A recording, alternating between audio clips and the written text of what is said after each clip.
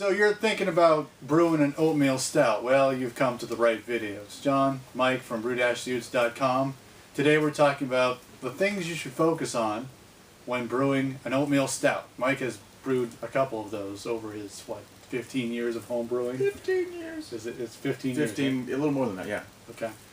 Holy mackerel. So, if you were to give someone 3 things to focus on, what would be the first thing? Well, the first thing with oatmeal stout is kind of working from the backwards. The last of it forward is that one thing I've really learned with it is you really need to drive the gravity down. You got to get that final gravity as dry as possible. It doesn't have to be a dry beer, but you want to get it down as low as you can, like at least 10, 15 or something, because it really helps the oatmeal character come out. Okay. It'll get totally lost if the final gravity is too sweet. And also that dryness allows the smooth, creamy silkiness of the oatmeal to come through. If it stays too sweet or too warty, too dextrinous from unfermented sugars versus the body you're getting from the oatmeal, you lose that and it just becomes more of a muddy, sweet stout. Okay. So that's number 1. And number 2 would be? Number 2 is, so one of the critical things is a nice blend. Like, you can use 1 crystal malt. Okay. Or you can use 4 crystal malts. Sure. But you can definitely overdo it. I've made a few that are very muddy tasting because I've tried to use 3 crystal malts. So what I've found is stick with 2. Pick your favorite 2. For me, it's usually something like a blend of 40 and 80. Yeah. Or if I want something a little bit more on the darker fruit side, like 60 and 120. Yeah. Obviously, the higher one, you want it to be a little bit, like I would only go to 1/4 pound of 120 if I were going to do that. But a blend of crystal malt in general creates a complexity that works well in the overall recipe. Yeah. And creates not a sweetness, but a caramelly type of character that helps some of your roasted malts pop. Okay.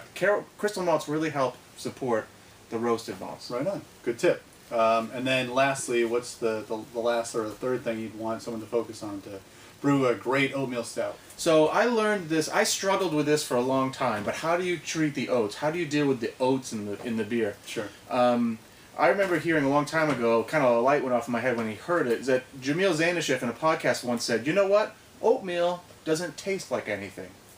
But people expect, like an oatmeal cookie, a nutty quality. Yeah, yeah. Well, oats are just not nutty to me. If you taste them, or especially if you get them wet, make oatmeal, don't put any sugar or milk in there. They're just dry. It it has no taste. Yeah. So the key is you want to take some of your oats and you want to toast them in the oven until you get a good light brown, noticeable brown color, maybe 4 or 5 shades darker than what the naked oats look like.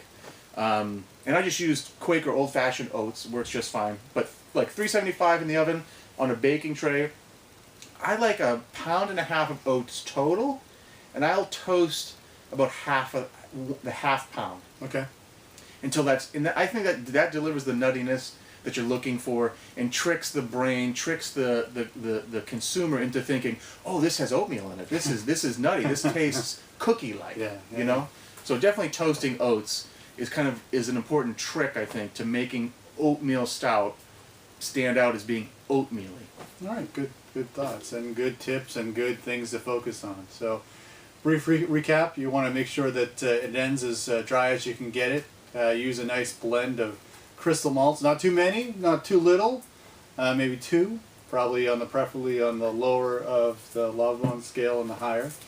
And then also toast your oats so they taste like oatmeal cookies after it's all done, right? Yep. So, all right. Good. Thank you. Awesome. Appreciate it. So, use those tips. If you have any others, leave them in the comments below. Till then, brew on. Cheers. Cheers.